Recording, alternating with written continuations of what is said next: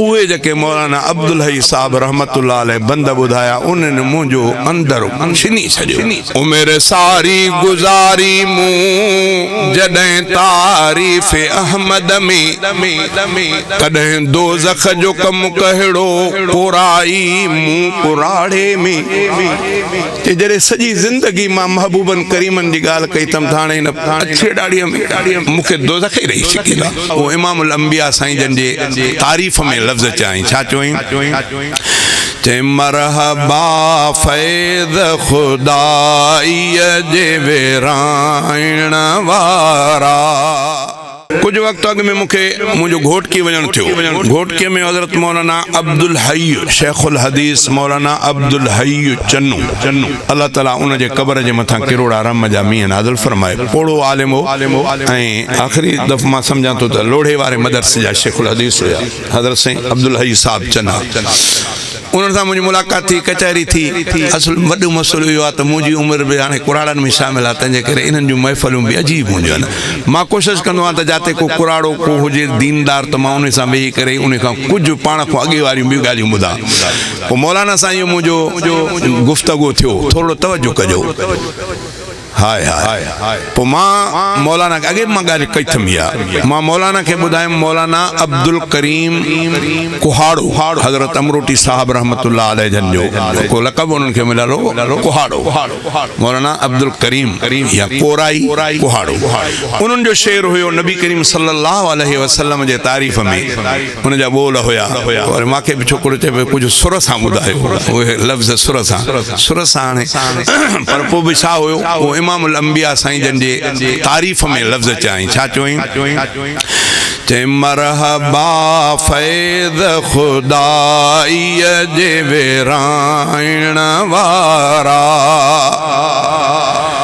मरहबा फैज़ खुदाई जे वेराइण वारा। दीन इस्लाम जे बेड़े के हलाइण वारा।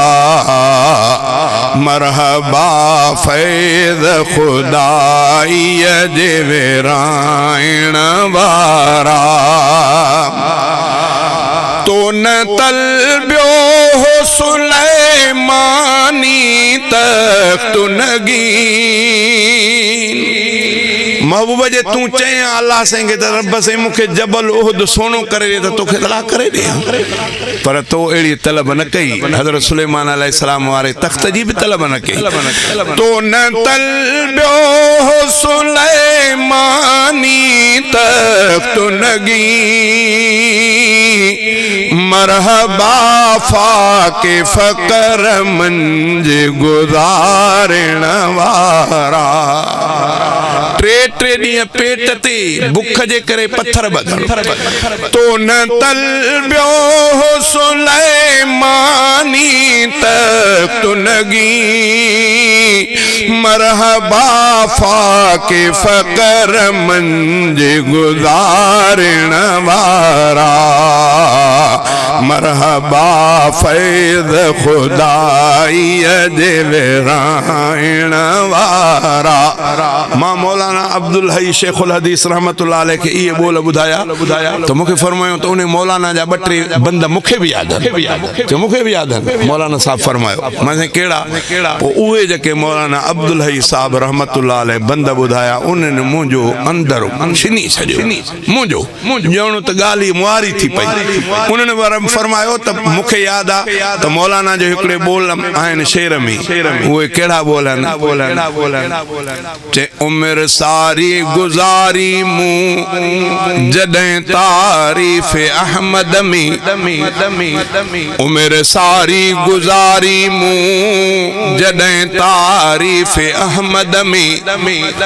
कॾहिं दोज़ख जो कम कहिड़ो पुराई मूं पुराड़े में।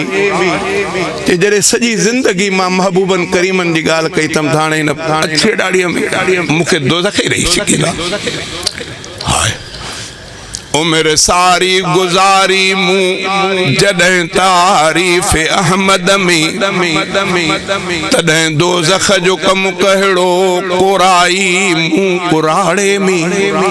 अल्लाह खां दुआ थो कयां त अल्लाह ताला पंहिंजे हबीब जे सदके इंशाअल्लाह अज़ीज़ थोड़ियूं थकियूं अल्लाह साईं दरगुज़र करे छॾींदो।